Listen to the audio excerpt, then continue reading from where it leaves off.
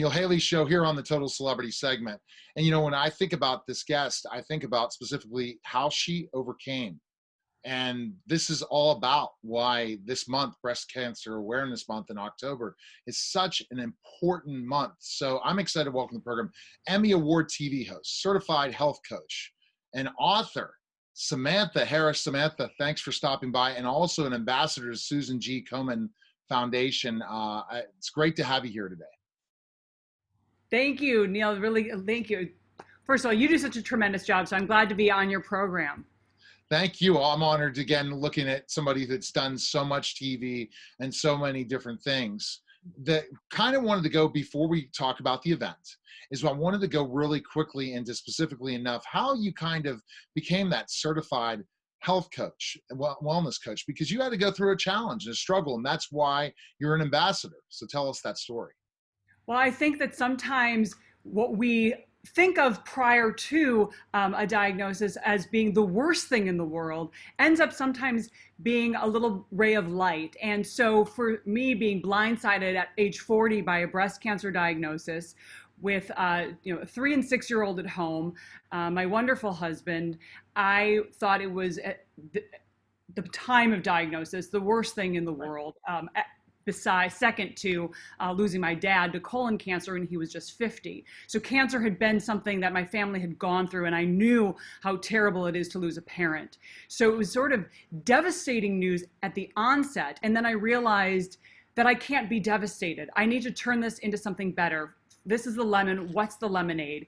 And so after this sort of cancerversity, as they call it, Cancer University, where you're learning everything you possibly can, because I thought I was as fit and healthy as I had ever been when I was diagnosed.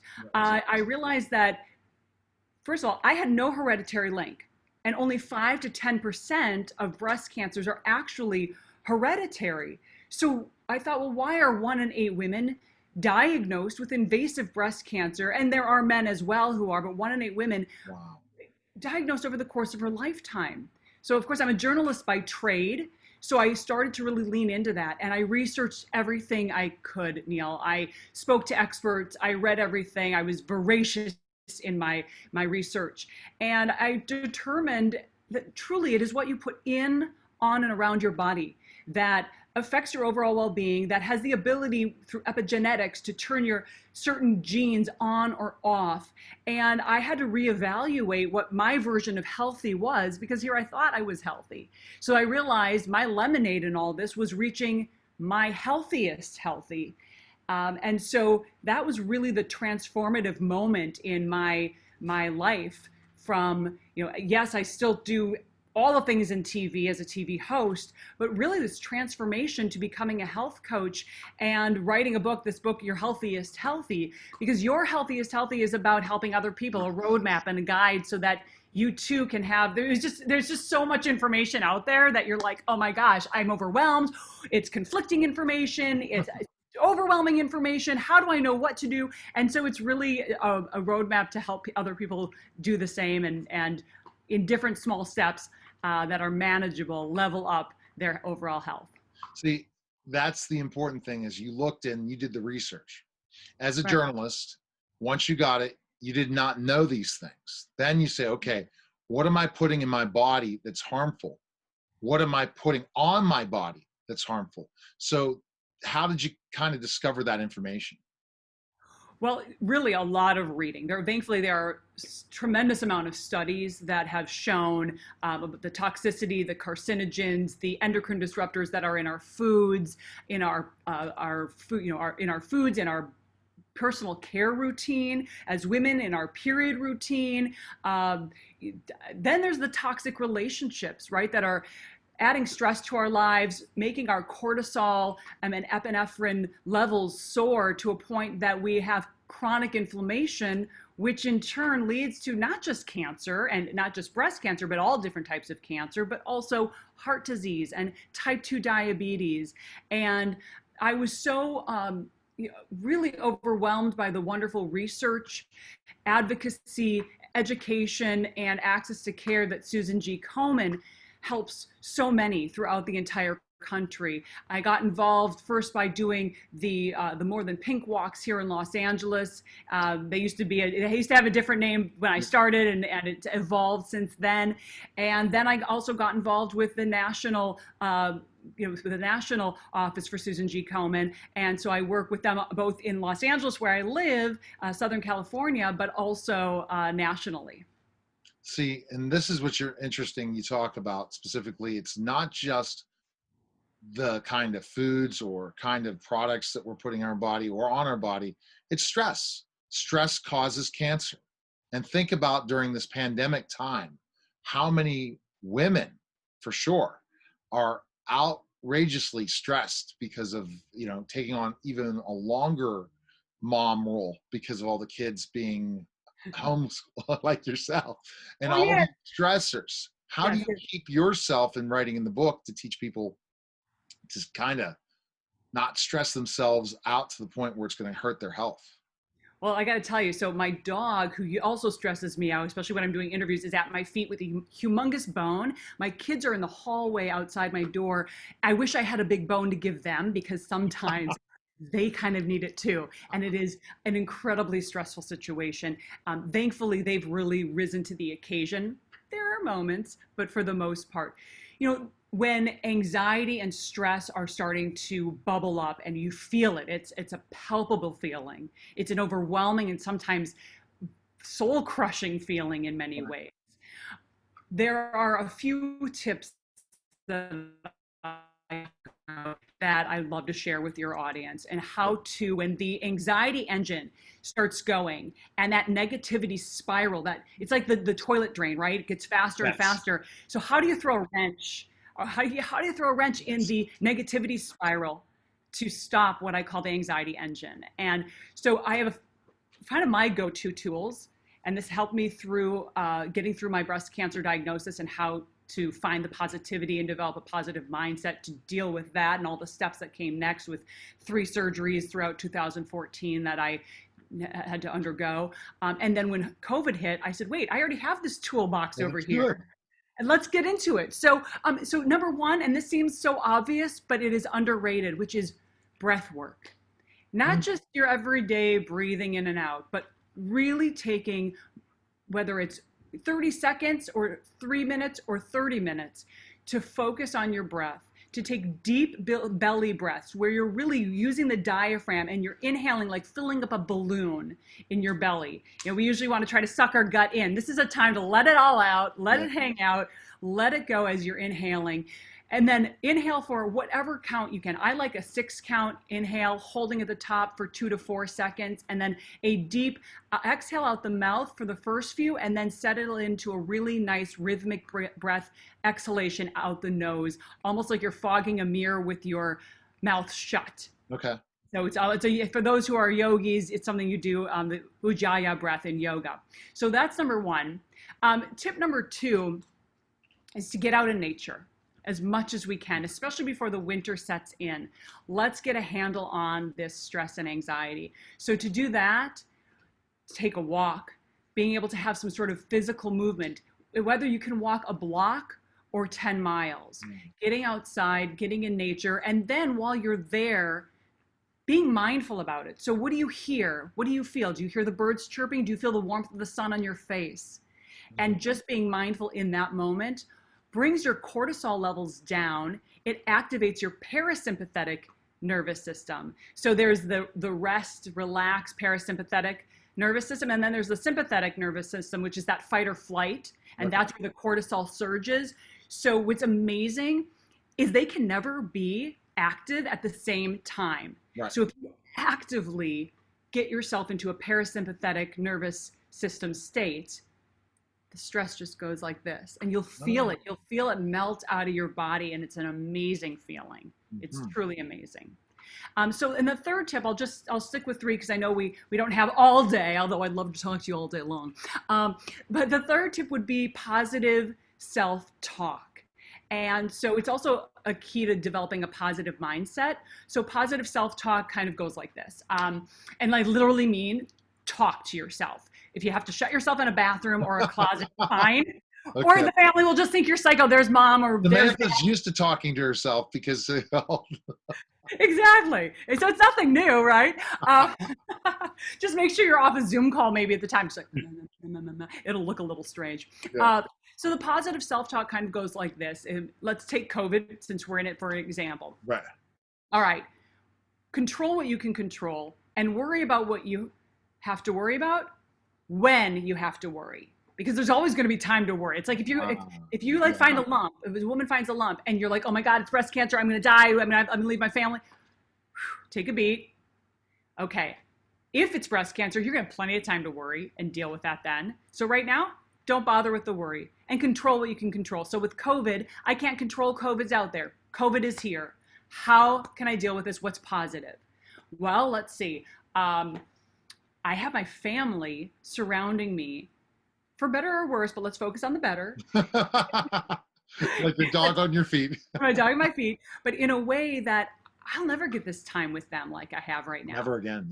Yeah. Right? My daughter, my oldest just turned 13. My little one's 9. They just started being at different schools.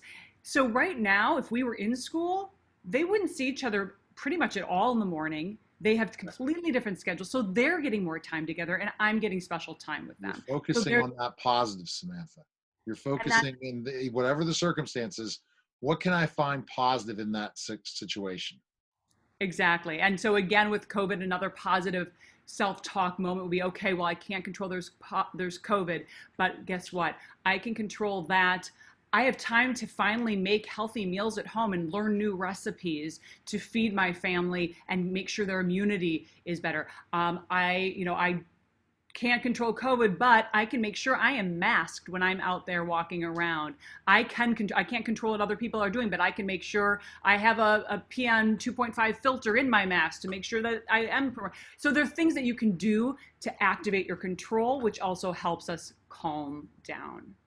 These are great tips, and you can check all that stuff, and we'll talk about the end where we can purchase your book and learn more about you and all these different things. But I wanted to bring up a funny story. I've had an interview before where I was interviewing Diamond Dallas Page and the dog, and we were at a hotel at an event, and the dog was on top of us. So I understand, even if you go to an event, you never know if they bring him to the hotel with them.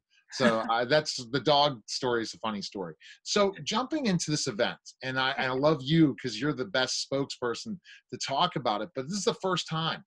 Why is it the first time happening? I think that we're in a place where we can't do big, massive gatherings, right? We can't do the big walks and we can't do the big fundraising, special, fancy black tie events. So for all charities around the country, fundraising is different with COVID. So Susan G. Komen got creative and they said, okay, well, what can we do? Well, for the first time ever, during October's National Breast Cancer Awareness Month, Susan G. Komen, Los Angeles, is holding the Pink Ribbons Caring, which is a special TV event. And it's going to be on Saturday, October 3rd from 6 to 8 p.m. It will air on KCAL 9, which is a local LA station. However, it's streaming on the CBS digital platform, CBSN Los Angeles, so people from all around the country can tune in. There are going to be special performances, surprise celebrity guests, and some of them I can actually even talk about. So I can. There's some all-star. It's an all-star lineup for sure. It is, and I think this is sort of what people are craving, right? We're not going to the movies, we're not going out to big concerts. So how can we be entertained at home, but also be informed, inspired, and how can we help? Right, Neil? Because I feel that people want to help more right now too. They do, especially the ones that did not get affected by COVID-19. We know many people have. But there are people out there that have been fine, got their stimulus check, and have not lost a beat. So there are few.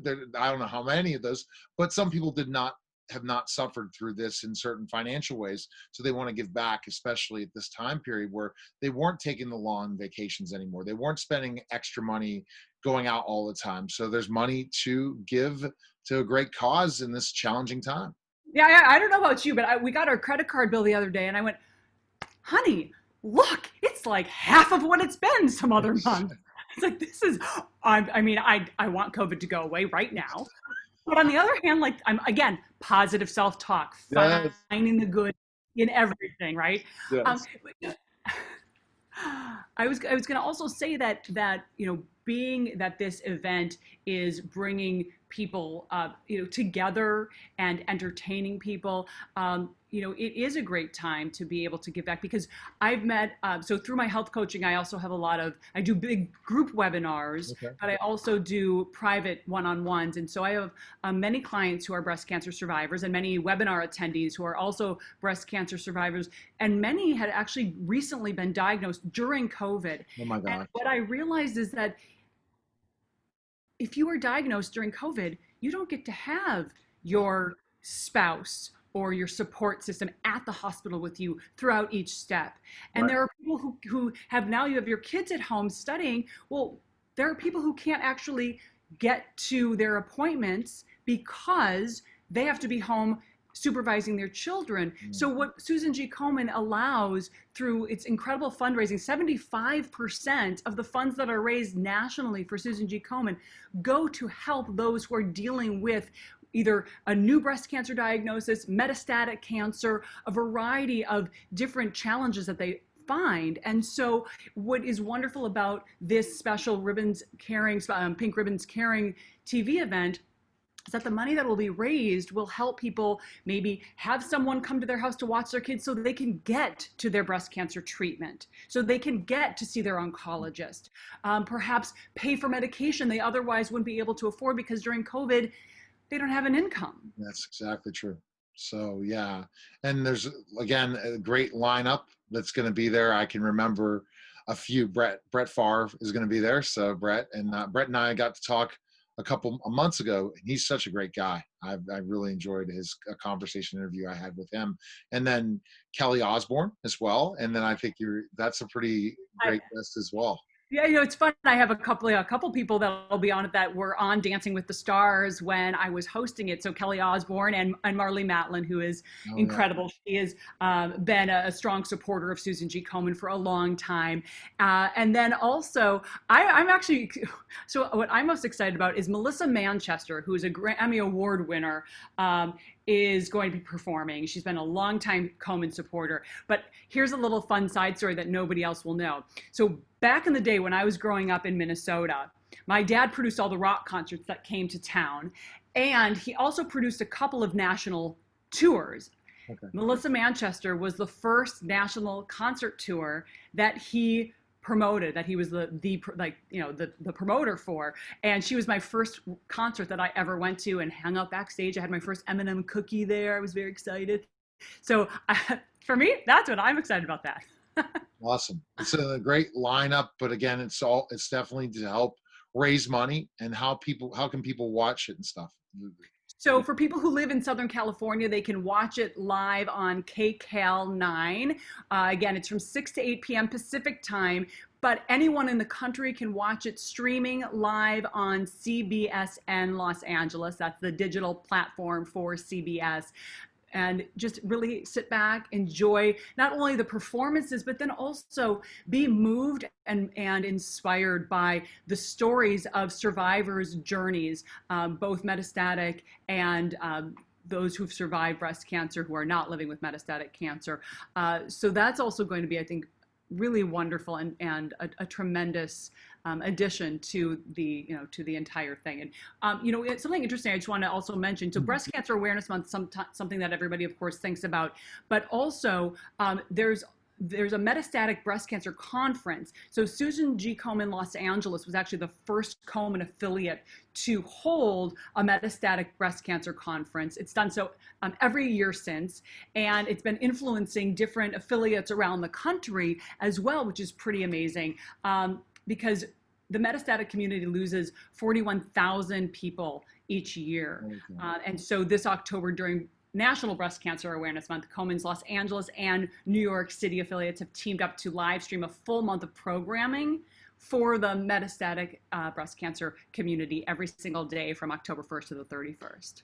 That's fabulous and great information. And where can we find information on you? Learn more about you. Is there a website for us Yeah. to go to? So Samantha-Harris.com. So I couldn't get the just Samantha Harris. So Samantha-Harris.com, and everything else is there. Also, I'm really active on my Instagram, and all the links for everything are there, for the book, for my webinars, for my retreats, so my wellness retreats, and so on. And that's at Samantha Harris TV on Instagram.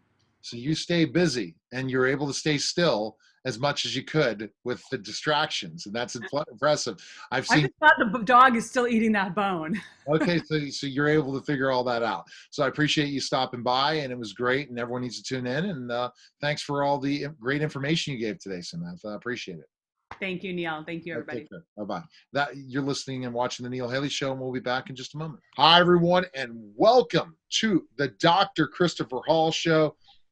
I'm excited to welcome the program, Dr. Christopher Hall. Thank you for your service. I always say this, and honestly, after hearing our president and also the first lady have tested positive for coronavirus, you are putting yourself on the front lines in one of the most challenging times in our history. So thank you again for your service. Thank you. Yeah, thank you, Chris. No problem. No problem. Yeah, and, we're preparing again for this wave with the flu and the coronavirus. And so, we're working very hard to take care of ourselves, but I'm extremely excited today about the guest that we have today. All right, so Chris, go ahead and introduce her. No problem.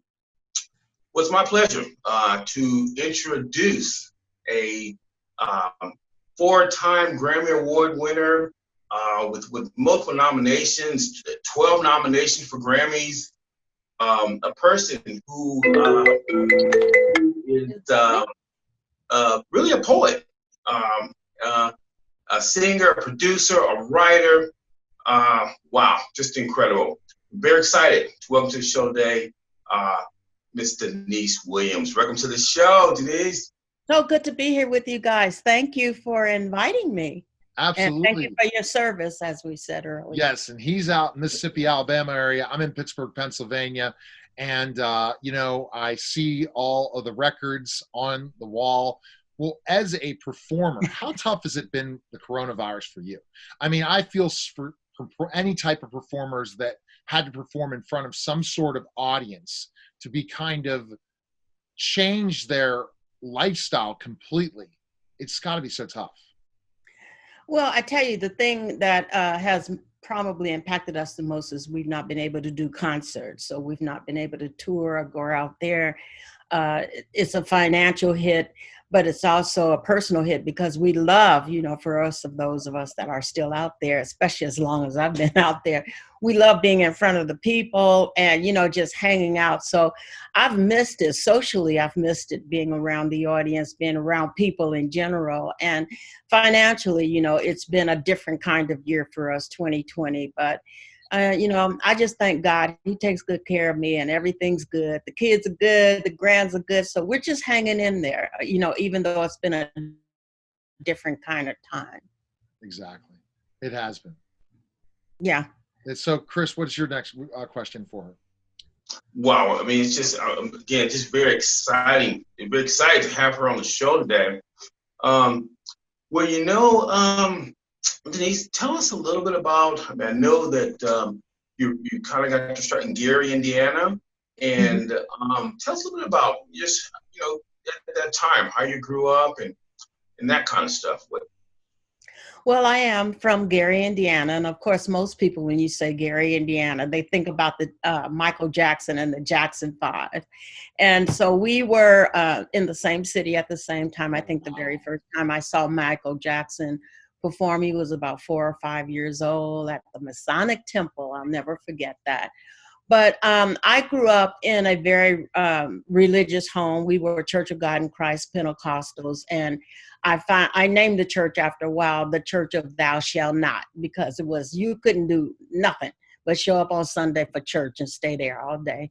But I am really grateful for my upbringing because it really taught me, to watch myself. And when I came into the industry as being brought up as a Christian with very strong beliefs and not wanting to disappoint God. I think a lot of things I could have got involved in, I just did not get involved in because God was watching.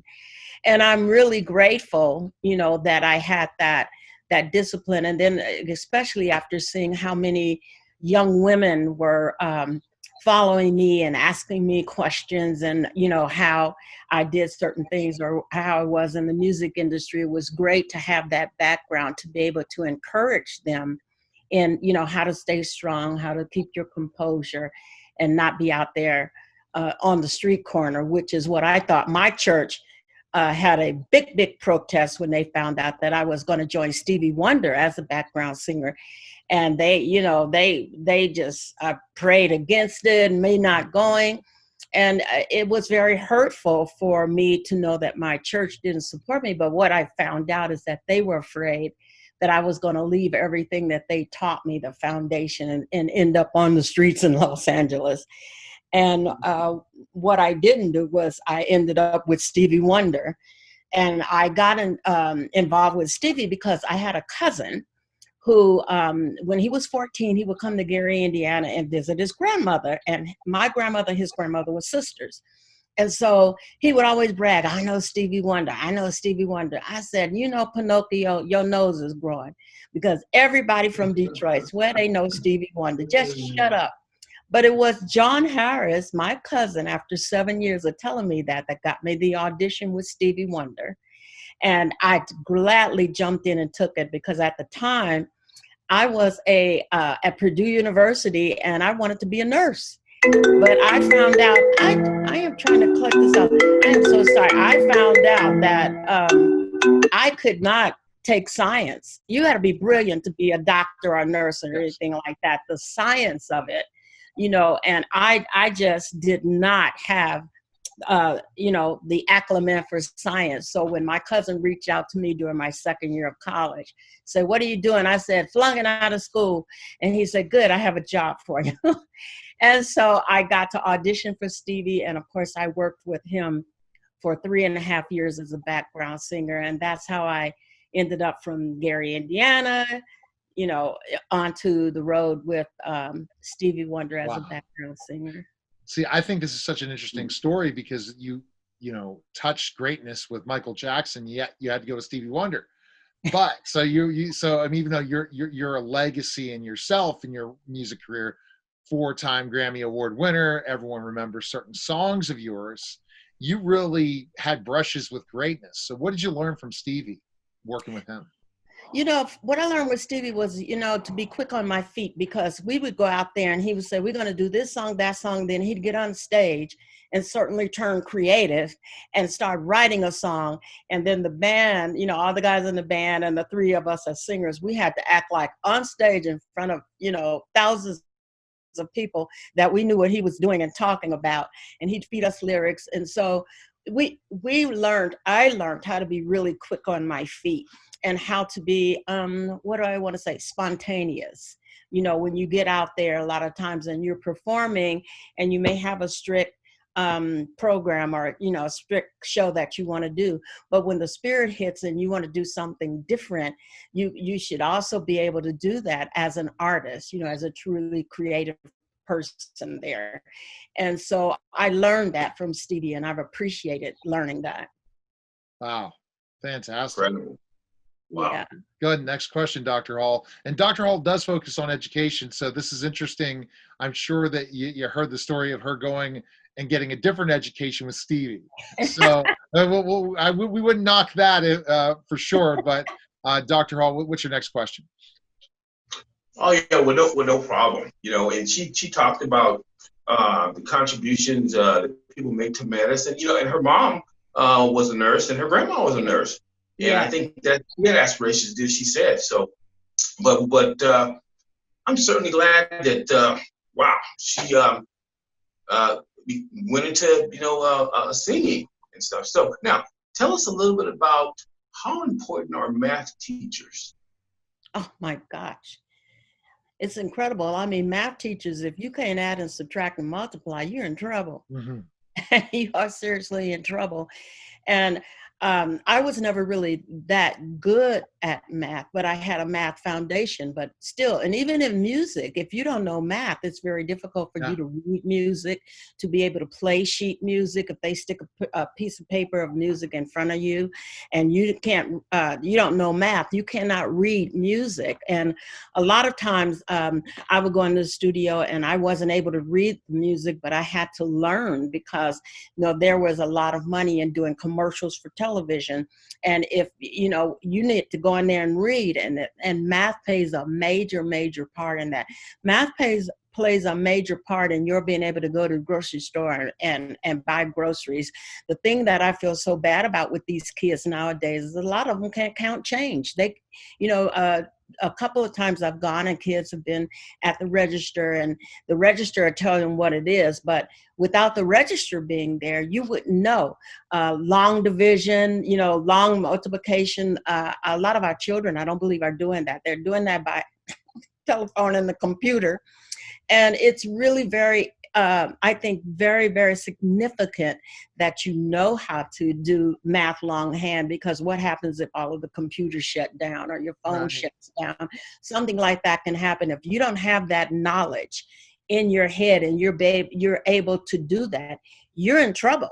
So mathematics is very, very, very important across the board. In the film business and film industry, you've got to be able to read decimals. You've got to be able to read certain mathematical equations. So it affects you across the board if you do not have that knowledge and you've not taken an interest in mathematics.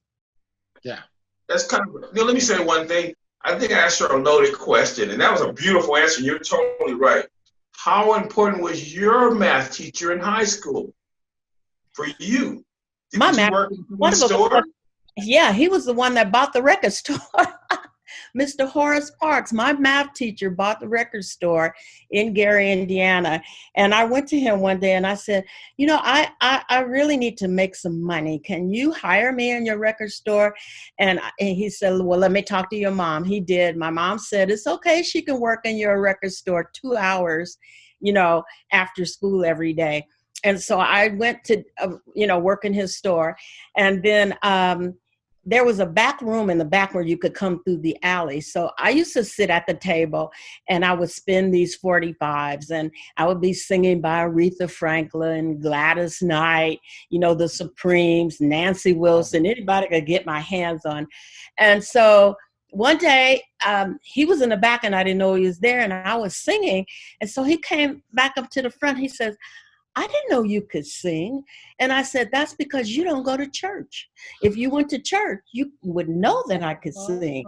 And so he said, oh my God. So he asked me to sing something else, and I did. And so he talked to my mom about bringing some record label people over from Chicago, Illinois, and Eugene Records from the Shy Lights, and Barbara Acklin, who wrote Love Makes a Woman, came over. They heard me. They wrote a song for me. I went in the studio. They promised me fame and fortune. And I went in the studio and I made my first local record called Love is Tears. And I was 17. So that's before Stevie. Yes, before Stevie. Oh my gosh. So that's amazing. And so I'm going to take us a little further.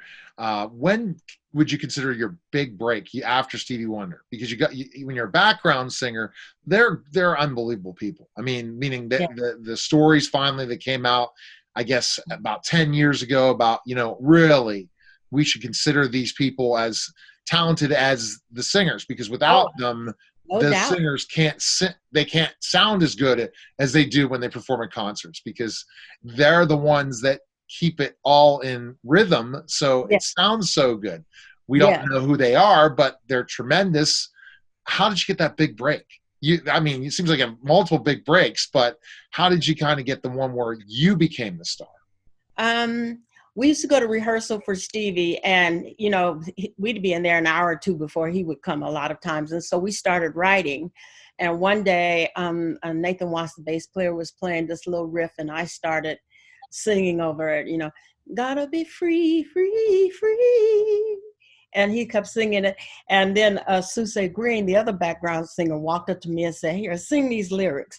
And so I looked at him, I said, well, they don't fit what the melody I'm writing. And so we worked on them. And right before Stevie's show, he would let Wonder Love do one song. So one night they said, let's do Denise's song Free tonight. And I said, okay. And what happened is I did Free. In the audience on the front row was Maurice White, Verdine White, Philip Bailey, and their lawyer from Earth, Wind and Fire. So afterwards, Maurice, the lawyer came back and he says, Maurice is over there with Stevie talking, but he'd like to meet you. And we want to know whose song is that you sang. I said, well, that's mine. I wrote it with a couple of my friends. I said, but I got some more songs. And can I sing you the songs? Because me and Philip Bailey have the same range and he could sing these songs. So I sent them my cassette tape of 7 songs that I had written. And about 2 months later, I got a call and they said, we want to have a meeting with you. Maurice White wants to meet with you. So I go in to meet with Maurice White. And I'm thinking that they want the songs. So I said, well, I just started a production company called Kalimba Productions. I just signed on a female group called The Emotions. And we're looking for a solo female artist. And I said, I thought Philip Bailey was going to sing the songs. And they said, no. We want you to sing the songs. It took me a year before I decided, okay, I'm going to go sing the songs because I didn't want to travel and I didn't want the responsibility of being out front. I was just going to make enough money to go back to school to be a nurse. But God was saying something different. And my songwriting partner said, you better take that record deal. I said, all right. I took the record deal and it was Maurice White who launched my solo career. And it was history from there. That's fantastic. All right, go, Dr. Holt. Your next question. Oh, no problem. I mean, and just over there, we said so many beautiful songs over the years. And you know, a lot of her songs have been influenced by her background in gospel. And so, tell us a little bit about that. Your background in gospel and just how you live your life as a Christian. Well, growing up in the church, as I mentioned earlier, and learning how to sing pitch and tone and singing with other singers, that all happened in the church choir. And so, you know, we were taught that as a Christian, if you sang anything outside of gospel music, you was on your way to hell and gonna be on the weenie road. You know, and so I didn't want to do any secular music at all. But I tell you, I did on the first project that I put out, This Is Nisi, it had a song called Somebody's Watching Over You. And that was the song about God is watching us and taking care of us. On the second project, I had a song who is still on the radio today called God is Truly Amazing. And so what I wanted to do is I felt, and I was fighting with my record label at the time, they said, we're trying to build up a R&B pop artist. We don't care nothing about that gospel stuff. And I said, listen, if I can give you 10, I can give him 1, get over it. And they did, they didn't like it, but we fought for years about me putting at least one Christian or gospel song on my projects. But I tell you, it was I wanted people to have an overview of who I was as a total artist. And I felt I can give you this, but if you want to know me totally, you have to allow me to do that. And so I had an opportunity to do that and to, you know, share the whole side of me as a singer, as an artist, as a performer. That encompasses all of me, not just a part of me. And so that's what, you know, I was doing all those years. And as far as being a Christian, you know, the Bible, Jesus Christ, God, Father, Son, and Holy Ghost does still influence my life. And basically, I don't have it all together, and I am not perfect. I have to tell so many people that think I'm an angel. No, there's an angel on this shoulder, and there's a devil on this shoulder. And a lot of times, this guy over here is winning. Okay.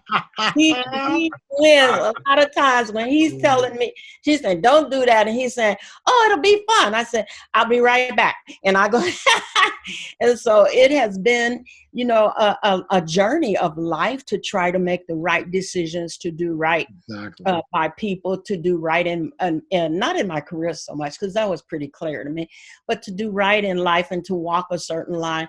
One thing about it, I never did really want to embarrass God, you know, especially since I was saying, God did this for me. God did. I didn't want to embarrass God. Mm-hmm. So I've tried to make better decisions, but have I made all the right decisions? Absolutely. We can't. If we say that, then we're being prideful in so That's many right. ways, and we know That's right. we make mistakes, and every day is a challenge and a new learning experience. So That's right. I want to That's talk about Let's Hear It for the Boy. right. Okay, Okay. you listen to the whole lyrics of this. Yes. How did that come about? I was in the studio with George Duke. I miss him so much. I loved working with George Duke. He was the consummate performer, songwriter, producer. And we were in the studio and we had just finished a song called Black Butterfly. And we got a call from my record label saying, we're doing a film and we've got a song that we want Deniece Williams to listen to. It's the last song on the project. Don't know if she'd like it, but you know, we want you to go over to the House of the Writers and listen to it.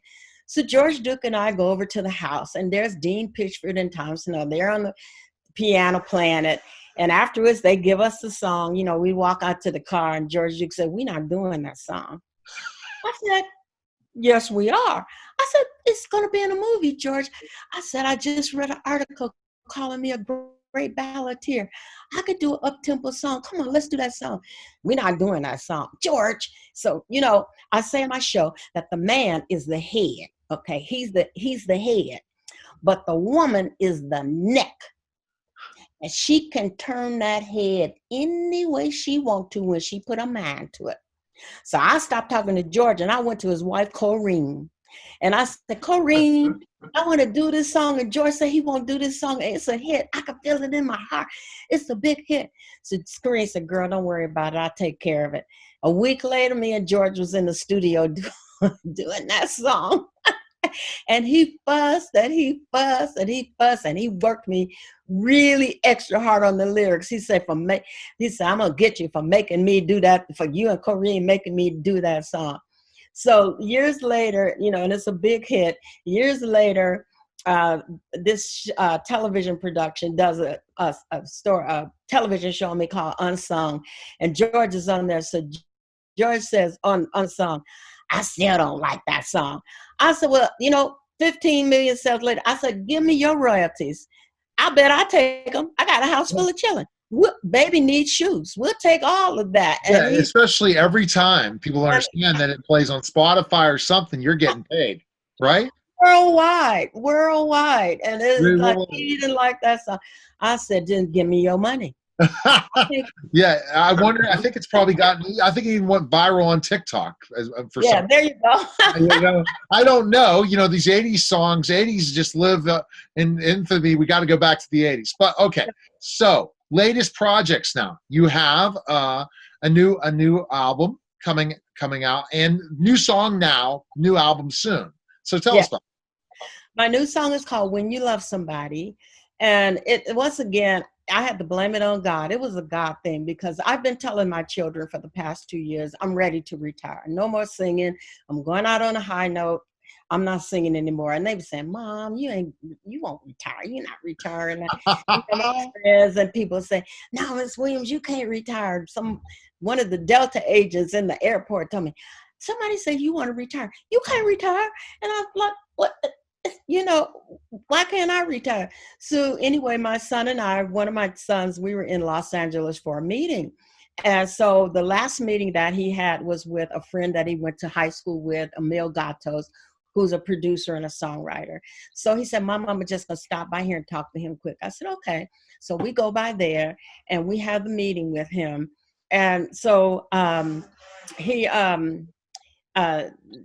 we walk in the studio. I sit down. I give him a hug. I sit in the corner. After the end of the meeting, he said, "Miss Williams," he says, "I've got some tracks. I always wanted to write with you. Can we write something together if you hear it?" I said, "Okay, play me a couple of tracks." He played me the first track. I said, "I'm sorry, I don't hear anything." He played me the second track. And all of a sudden, I was saying, when you love somebody and you dance and you dance. I said, "Okay, press the red button." And so we recorded it. He put the track down, sent the track to me a week later, asked me for some lyrics. I sent him some lyrics. A week later, he sent me the track, the lyrics, and a demo of the song. And he said, "Miss Williams, will you come to town and put this down? Let me hear you sing." And I said, "Okay." So the next time I went into LA, I went in the studio, sang the song, and left out of there with it on my computer and my phone. So about a month later, I'm with some cousins and their kids and their kids' kids. And I say, "You guys, I did this song. What do you think?" And I put it on, and like the 3, 4, 5-year-old, they was dancing and doing. I said, "Wait a minute." So I called Emil back. I said, "I think we got something." He said, "I've been telling you that for 3 months." I said, "Okay, then let's put it out and see what happens." And here we are. Wow. And that's going to lead to an album, right? That is, the name of the album is Gemini, because I've got R&B, I've got pop, I've got jazz, and I've got gospel music on it. So you're getting a bunch of different kinds of musical concepts, and it's been exciting to do that. So Fantastic. Thank you. All right. So Dr. Hall, summarize Denise. We could have a part 2, 3, 4. She's so amazing. I guess when the album finally comes out, the album, we'll have to have you back to talk about that, because there's more stories to definitely talk about. But go ahead, Dr. Hall, and summarize Denise. Oh, well, no problem. I mean, I think, and over the years, this 4-octave, beautiful voice we've heard literally coming out of heaven.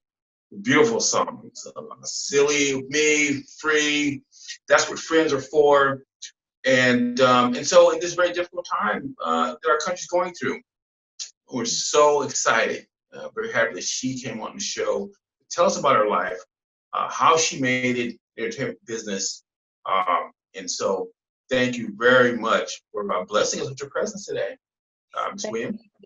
Thank you, and so good to see you. And like I said before, I so appreciate what you're doing. What you're doing is not easy. And, take care of yourself, protect your health. Mr. Neal, take care of yourself. I look forward to coming to Pittsburgh and getting some hugs. I'm a hugger. So you tour to Pittsburgh sometimes? Of course, I have to come back, so that I'm saying as soon as I didn't know that. So you're going to have to hit me up. You won't forget me now, right? I won't. Last time I was in Pittsburgh, I sang the national anthem for the baseball team. I did a concert, and then I came the next day. Was that to me? How many years? Oh my God, that must have been about 10 years ago when I went there and I sang the national anthem for them. I've come back and did. Awesome. I've got to come back and see you guys. All righty. So here, where can we find info? Where's the best place to connect with you? DeniseWilliams.com, NisiOfficial@gmail.com, and on Twitter and iHeart and Amazon and all of those lovely, Spotify, all of those places, Pandora. Open up the door and I'm there. Absolutely. Well, thanks for coming by, and we're going to have you back to talk about your experience this weekend. Again, because this won't be airing till after your experience this weekend. You're going to have fun, right? Yes, absolutely. Yeah, aren't you going to be on what are you going to be on radio on Saturday, right? I'm on radio on Saturday. Don't ask me where. My amnesia just kicked in, but you guys sorry. There you go. But you can tell us the next time about that. All right. Well, thank you for talking about, guys. All right, take care. Take care. Bye. All right, guys. That was Dr. Christopher Hall show. Take care, everyone.